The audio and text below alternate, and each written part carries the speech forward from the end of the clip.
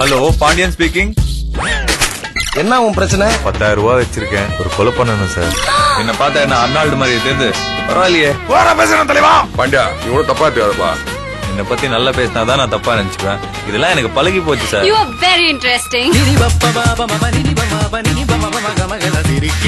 வாழ்றான்டா பாண்டியா. Vaishnavi is a divine beauty. அதான் sir, அதேதான்.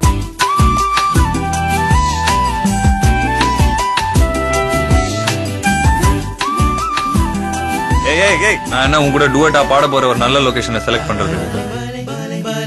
Pandya AGS Entertainment presents